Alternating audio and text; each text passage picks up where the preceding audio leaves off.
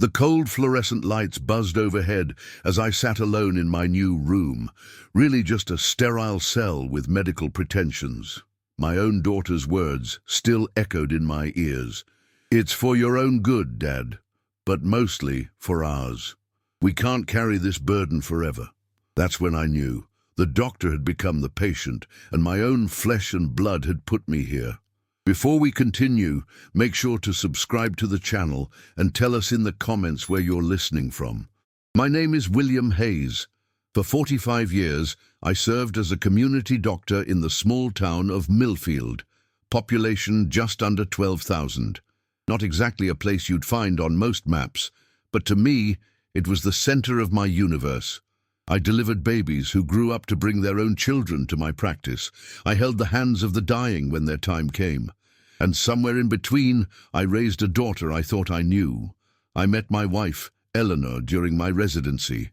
She was a nurse with eyes that crinkled when she smiled and a laugh that could make even the most difficult day bearable. We fell in love over late-night coffee in the hospital cafeteria, sharing dreams about serving communities that needed us most. When we found Millfield, with its aging doctor looking to retire and no replacement in sight, we knew we'd found our home. Sarah came along 3 years later. I still remember holding her for the first time, this tiny bundle with Eleanor's eyes and my stubborn chin. "She's going to change the world," Eleanor whispered, and I believed her. Our life wasn't fancy, but it was rich in all the ways that mattered. My practice took up the first floor of an old Victorian house on Maple Street, with our family living quarters upstairs. People paid what they could, sometimes with money, sometimes with fresh eggs or garden vegetables. Eleanor kept a ledger, but we both knew we'd never turn anyone away. When Sarah was 8, Eleanor started getting headaches. At first, we dismissed them as stress or eye strain. By the time we realized it was something more, the cancer had already spread. 6 months later, I was a widower trying to raise a daughter while keeping a medical practice afloat. "You have to promise me something," Eleanor had said during one of her final, lucid moments. "Don't let Sarah forget what matters. Not status or money, but people. Always people," I promised. And for many years I thought I was keeping that promise. Sarah was bright. Scary bright sometimes. She sailed through school with straight A's, got a full scholarship to pre-med, and declared she wanted to follow in my footsteps. I couldn't have been prouder. When she graduated medical school, I framed her diploma right next to mine in the practice waiting room. "People should know there are 2 Dr. Hayes in town now," I told her. She laughed and hugged me tight. "I couldn't have done it without you, Dad," she said. I believed her then. She specialized in cardiology, landing a position at the regional hospital 30 minutes away. It paid well, much better than my small-town general practice ever had. I encouraged her to invest, to build security. I even helped with the down payment on her first house, a beautiful colonial in one of the newer neighborhoods. "This is too much, Dad," she protested, but not very forcefully. "Your mother would have wanted you to have a good start," I told her. "Just remember what she always said. It's about people, not things." Sarah finished for me, rolling her eyes but smiling. "I know, Dad." I think that was the last time I heard her say those words. David Brown entered her life 3 years later. He came to the hospital representing a client in a malpractice suit. Not against Sarah, thankfully, but they met in the cafeteria during the proceedings. He was handsome in that polished way that always made me uncomfortable, with perfect teeth and suits that cost more than I made in a month. "He's ambitious, Dad," Sarah explained after I voiced my concerns. "What's wrong with wanting more out of life?" "Nothing," I said carefully, "as long as more is about the right things." The wedding was lavish, far more extravagant than anything Eleanor would have approved of. I wrote a sizable check as my gift, which David immediately earmarked for investments. Within a year, they'd sold Sarah's starter home and bought a mansion in a gated community. My visits there became increasingly awkward. "Really, William," David would say, never calling me Dad or even Dr. Hayes, "you should consider downsizing. That old house of yours must be a fortune to heat in winter." My old house was the same Victorian where I'd raised Sarah, where I'd loved Eleanor, where I'd served my community for decades. Yes, it was too big for just me now. Yes, the stairs sometimes made my knees ache, but it was home, filled with memories in every creaking floorboard. "I'm comfortable where I am," I'd answer, and Sarah would shoot David a look that clearly said, "I told you he'd be stubborn." The visits grew less frequent. Phone calls became shorter. When I did see Sarah, she seemed distracted, checking her phone or glancing at her watch. She and David had joined country clubs I couldn't afford and vacationed in places I'd only seen in magazines. Sometimes she'd send pictures. Sarah and David on a yacht, Sarah and David at a charity gala, Sarah and David with celebrities whose names I didn't recognize. I kept working, though I'd cut back my hours. 3 days a week at the clinic, plus house calls for my oldest patients who couldn't make it in. The rest of the time, I volunteered at the community center, teaching health classes and checking blood pressures for free. It wasn't an exciting life, but it was a good one. I had my garden, my books, and a small circle of friends who didn't care that my sweaters had elbow patches. What I didn't tell anyone, not even Sarah, was that I'd made some wise investments of my own over the years. Nothing flashy, just steady, conservative choices guided by my old college roommate who'd gone into finance instead of medicine. One of those investments was a significant stake in a regional healthcare company that had grown substantially over the decades. Among their properties was the Pinecrest Wellness Center, an upscale psychiatric facility about an hour from town. "It's a safety net," my friend had advised. "Healthcare is always a good long-term investment, and this gives you diversification without straying too far from what you know." I rarely thought about it, to be honest. The dividends were automatically reinvested, the quarterly reports filed away. I served nominally on the board, but attended meetings by proxy. It was just one piece of the retirement security I'd built quietly over the years. I should have known something was wrong when Sarah called out of the blue, suggesting Sunday lunch. She hadn't initiated a visit in over a year. "Just the two of us," she said, "for old time's sake." I spent the morning making her favorite beef stew, the one Eleanor used to make, and baking fresh bread. I even set the table with the good china we'd only used for special occasions when she was growing up. But when the doorbell rang at noon, Sarah wasn't alone. David stood beside her, along with 2 men in polo shirts with the Pinecrest logo. "Dad," Sarah said, her voice professionally detached, in a way I'd never heard her use with me before, "we need to talk about your living situation." I looked from her face to David's, then to the stranger's.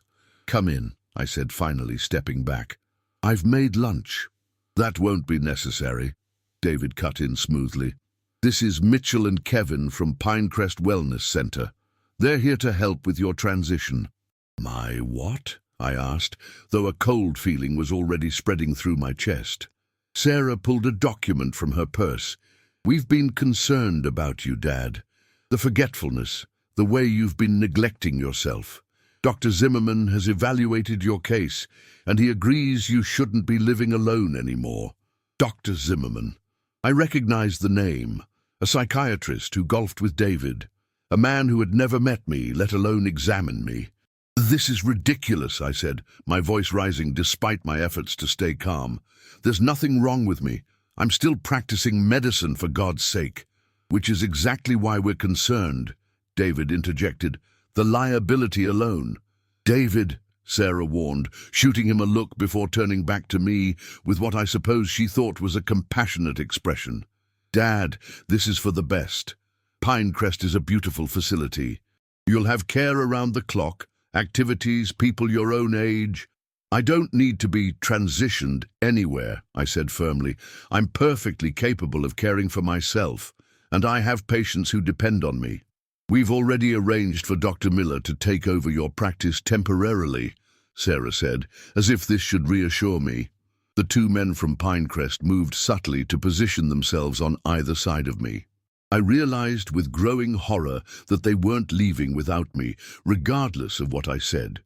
"Can I at least pack a bag?" I asked, trying to keep the tremor out of my voice. Sarah nodded, relieved I wasn't going to fight. Of course, I'll help you. Upstairs, as I mechanically put clothes into an overnight bag, I tried one more time. Sarah, honey, please. Whatever you think is happening, it's not. I'm the same dad I've always been. She avoided my eyes, busying herself with folding a sweater I'd never wear in the climate-controlled environment of Pinecrest. It's for your own good, Dad, she said. Then, almost too quietly to hear, but mostly for ours. We can't carry this burden forever. Burden. That's what I'd become to my only child, the daughter I'd raised alone, whose education I'd financed, whose first home I'd helped secure. I was now a burden to be shuffled away. In the car, David's luxury SUV, I sat silently in the back seat next to one of the Pinecrest employees. Through the window, I watched my home disappear around the corner, wondering if I'd ever see it again. "You'll thank us eventually," David said, catching my eye in the rearview mirror. "And just think, once the house sells, there'll be plenty to cover your care for years to come." So that was it. The house. My home, but to them, just a valuable piece of real estate in an increasingly desirable neighborhood. When we arrived at Pinecrest, I was processed like any other new patient. Blood pressure, temperature, a list of questions I answered mechanically. The intake nurse didn't recognize my name. Why would she? I was just another old man whose family couldn't be bothered with him anymore. "Dr. Hayes?" she asked, reviewing my paperwork. "Were you in medicine?" "I am in medicine," I corrected quietly. "General practice, 45 years. She smiled sympathetically. "That's wonderful. We have several retired physicians here. You'll have plenty to talk about." I didn't bother explaining that I wasn't retired. What was the point? Sarah and David stayed just long enough to sign forms and speak with the administrator. As they prepared to leave, Sarah gave me a quick, awkward hug. "We'll visit soon," she promised. "Once you're settled." I didn't respond. There was nothing left to say. The first night was the hardest. My room, though private and well-appointed, felt like a prison cell. I lay awake, listening to the unfamiliar sounds, the soft beep of a monitor down the hall, the squeak of rubber-soled shoes on linoleum, the occasional muffled cry from another resident. What would Eleanor think of all this? I whispered into the darkness. For the first time since her death, I was glad she wasn't here to witness what our daughter had become. Morning brought a new routine. Breakfast in the common dining room, followed by a meeting with Dr. Phillips, the staff psychiatrist assigned to my case. "I've reviewed your file, Dr. Hayes," she said, studying me over her glasses. "I must say, the symptoms described don't seem to match what I'm observing." I laughed humorlessly. "That's because they don't exist. I was brought here under false pretenses by my daughter and son-in-law, who, coincidentally, have their eyes on my house." Dr. Phillips made a note. "That's a serious accusation." "It's also the truth," I said quietly, "but I recognize the position you're in. Just do whatever evaluation you need to do. I have nothing to hide." For the next 3 days, I underwent a battery of cognitive tests, all of which I passed with flying colors. Dr. Phillips seemed increasingly puzzled by my presence at Pinecrest. "Your MMSE score is perfect," she said, referring to the mini-mental state examination used to assess cognitive impairment. "Your reasoning, memory, and judgment all appear intact. Frankly, Dr. Hayes, I'm not seeing clinical justification for your placement here." "Tell that to my daughter," I replied. "Better yet, tell it to Dr. Zimmerman, who apparently diagnosed me without ever meeting me." Dr. Phillips frowned. "I'd like to review the original referral documentation more carefully.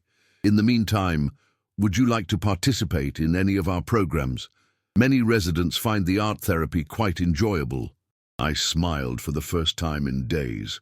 "Actually, if it's all the same to you, I'd like to visit your administrative offices.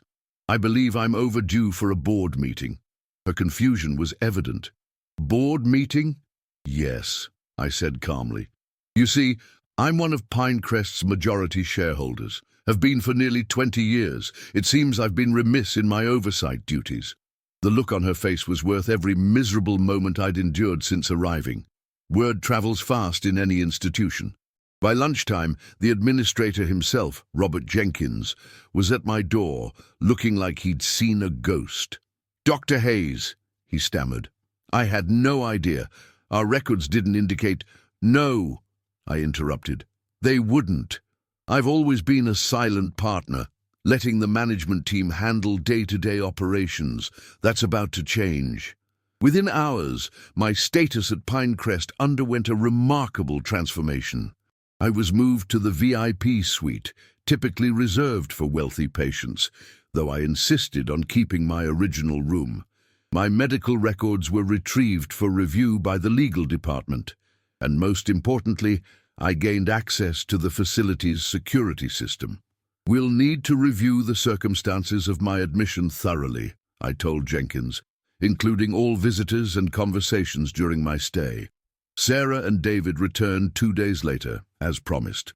They brought a stack of documents, power of attorney forms, property transfer papers, banking authorizations, all requiring my signature. "The house has already received 2 offers," David announced, not even bothering with preliminaries. "Both well above asking price. We'll need to move quickly."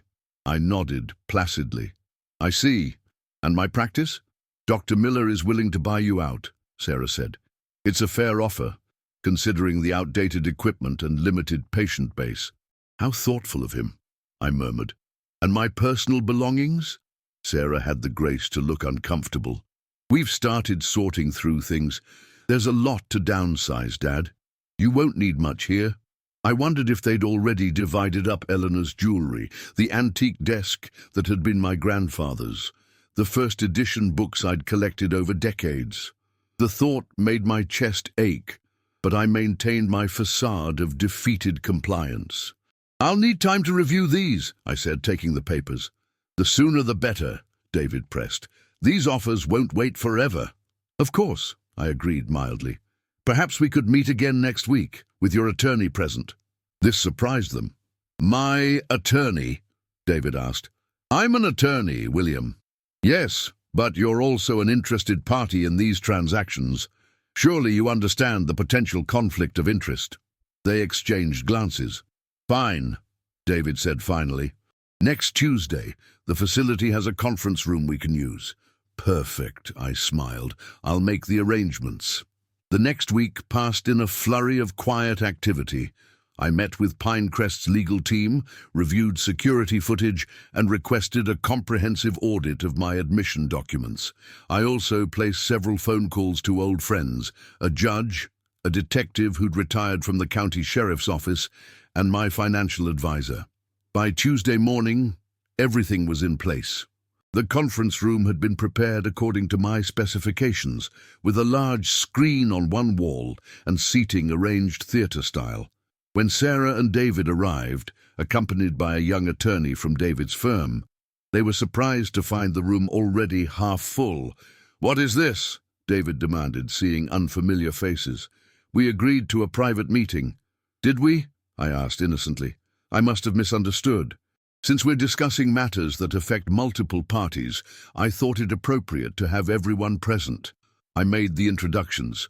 Dr. Phillips, Robert Jenkins, the head of Pinecrest's legal department, my financial advisor, Judge Michaels, retired but still highly respected in the community, and Detective Barnes.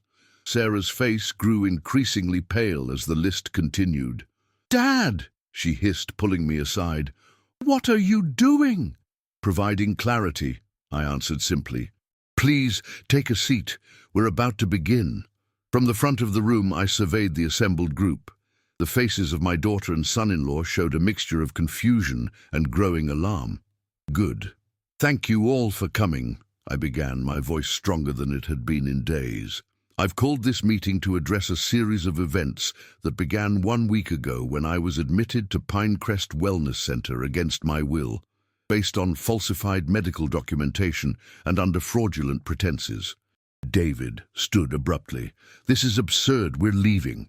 "I wouldn't," Detective Barnes advised quietly. "Not if you want to avoid an escort downtown." David slowly sat back down. "For those who don't know me," I continued, "I'm Dr. William Hayes. I've practiced medicine in Millfield for 45 years. I'm also a majority shareholder in the parent company that owns Pinecrest and several other healthcare facilities in the region. Sarah's face registered shock. This was the first she'd heard of my investment. 1 week ago, my daughter Sarah and her husband David orchestrated my involuntary commitment to this facility, using documentation from a doctor who has never examined me, met me, or even spoken to me on the phone. I nodded to Jenkins, who activated the screen. The first image showed the intake forms with Dr. Zimmerman's signature highlighted. Dr. Zimmerman has already provided a sworn statement that he signed these forms as a professional courtesy to David, without ever conducting an evaluation. This constitutes fraud and malpractice, matters that the medical board is now investigating. The screen changed to show security footage from my room during Sarah and David's visits. Their voices came through with perfect clarity.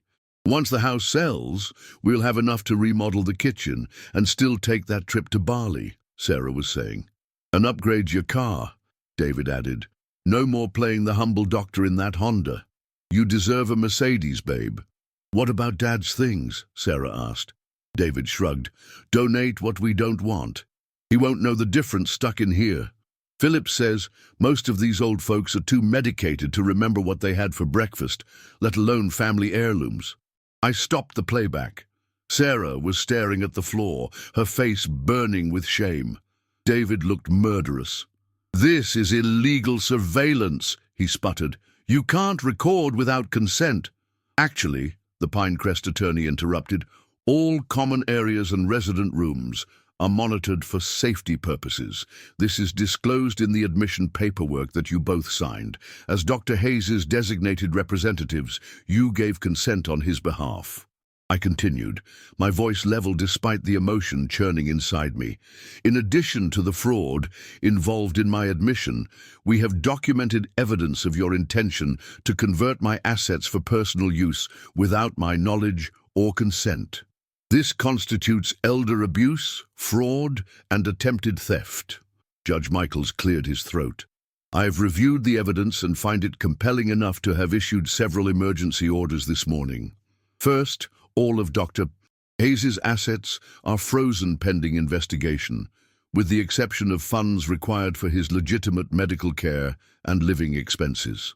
Second, a restraining order has been issued preventing Sarah and David Brown from accessing Dr. Hayes's property or financial accounts. Third, Dr. Hayes has been legally declared competent based on independent medical evaluation, negating any power of attorney documents previously signed under duress. Sarah finally looked up, tears streaming down her face. Dad, please. I'm not finished, I said, surprised by how steady my voice remained. Actions have consequences, Sarah. Yours will include ethics charges filed with the medical board, potential criminal charges, and your immediate removal as beneficiary from my will and life insurance policies. David jumped to his feet. You can't do this. We were trying to help you. Help yourselves to my property, you mean? I corrected. Detective Barnes, I believe you have something for Mr. Brown? The detective stood and approached David. David Brown, you're being served with notice of an investigation into fraudulent legal practices, elder abuse, and conspiracy to commit fraud. Your firm has been notified, as has the State Bar Association. David snatched the papers, his face contorted with rage. This is a setup. You planned this all along. No, I said quietly. I planned to grow old in my own home, surrounded by memories of your mother. I planned to leave you both a comfortable inheritance when I died a natural death. I planned to believe my daughter when she promised to remember what really matters in this world. I turned to Sarah, who was now openly sobbing. Your mother would be heartbroken to see what you've become. Not because you wanted nice things, there's nothing wrong with comfort, but because you were willing to sacrifice people for possessions. Her father, your father, the man who held your hand through every childhood fever, who cheered at every graduation, who helped you buy your first home. I'm sorry, she whispered. Dad, I'm so sorry. I believe you are, I said, but not because of what you did. Only because you got caught. The room fell silent, except for Sarah's muffled sobs. David stood rigid, his attorney whispering urgently in his ear. "This meeting is adjourned," I announced. "Those with legal questions can direct them to Pinecrest Council. I'll be checking out this afternoon and returning to my home." As people began filing out, Sarah tried to approach me, but Detective Barnes gently intercepted her. "That restraining order is effective immediately, Dr. Brown," he reminded her. I watched my daughter being escorted from the room, her shoulders shaking with sobs. Part of me wanted to go to her, to offer comfort, as I had so many times throughout her life. But the deeper part knew this was a necessary lesson, perhaps the most important one I could teach her now. David didn't even look back as he stalked out, already on his phone, presumably calling for legal reinforcements. I suspected he'd abandon Sarah once he realized the full extent of the damage to his career and reputation. Men like David always save themselves first. In the aftermath, life changed dramatically for all of us. I returned to my Victorian on Maple Street, where neighbors had tied yellow ribbons around the porch columns to welcome me home. My practice reopened, though I cut back to just 2 days a week. The rest of my time I spent serving on Pinecrest's active board, implementing new protocols to prevent similar situations from happening to other vulnerable seniors. Sarah faced the consequences I'd promised. The medical board suspended her license pending a full investigation. David, as I predicted, filed for divorce within a month, unwilling to be dragged down by the scandal. The lovely colonial house was sold to pay legal fees, and Sarah moved into a small apartment across town. For 6 months we had no contact beyond legal proceedings. Then one rainy Tuesday, she appeared at my office just as I was finishing with my last patient. "Dad," she said, standing awkwardly in the doorway, "I know I have no right to be here." She looked different, thinner with dark circles under her eyes. Her clothes were simple, jeans and a sweater instead of the designer outfits she'd favored during her marriage to David. "The restraining order expired last week," I said. "You're not breaking any laws." "But I broke something far more important," she replied, her voice catching. "Your trust, Mom's memory." I gestured to the chair across from my desk. "Sit down, Sarah." She did, twisting her hands in her lap like she used to do as a child when she was nervous. "I've been in therapy," she said. "Real therapy, not the kind David's friend was willing to fake. It's helping me understand why I lost sight of what matters." "And what matters?" I asked, needing to hear her say it. "People," she answered, tears filling her eyes. "Connection, integrity, all the things you and Mom tried to teach me. All the things I threw away for granite countertops and country club memberships." I studied my daughter's face, looking for the child I'd raised, the woman I'd thought I'd known. For the first time in years, I could see glimpses of her again. "I've taken a job at the community clinic downtown," she continued. "The pay is terrible, but the work feels right. The way medicine used to feel before I started measuring success by the car I drove." "Your mother would approve," I said quietly. Sarah wiped her eyes. "I'm not asking for forgiveness, Dad. I don't deserve it. I just wanted you to know I'm trying to be better, to remember what she taught us." I thought about Eleanor then, her compassion, her belief in second chances. "Your mother also taught me that it's never too late to find your way back to what matters," I said finally. "The path is there, Sarah. It's up to you to walk it." She nodded, understanding this wasn't full reconciliation, just an open door. "Thank you for seeing me," she said, rising to leave. "Next Tuesday," I said, as she reached the door. "The clinic could use an extra pair of hands for the free senior wellness checks. If you're interested." A small smile touched her lips. "I'll be there. It will take years to rebuild what was broken in a single afternoon. Trust, once shattered, doesn't mend easily." But as I watched my daughter walk away that day, I felt something I hadn't expected to feel again. Hope. The lesson came at a terrible cost for all of us, but perhaps it was one worth learning, that the roots we nurture throughout our lives, the connections, the principles, the love we give freely, are what sustain us in the end. Not bank accounts or status symbols, but the invisible bonds of family, integrity, and grace. Those who disrespect these roots eventually learn, often painfully, that no amount of wealth can replace the richness of character. Sarah lost everything chasing what glittered, only to discover that the true treasure had been within reach all along, in the humble house on Maple Street, in the patients who paid with garden vegetables, in the father who never stopped believing she could find her way home. If you enjoyed this story, please like the video, subscribe to the channel, and share your thoughts in the comments. Did this story make you think about the important relationships in your life? To hear the next story, just click on the box on the screen.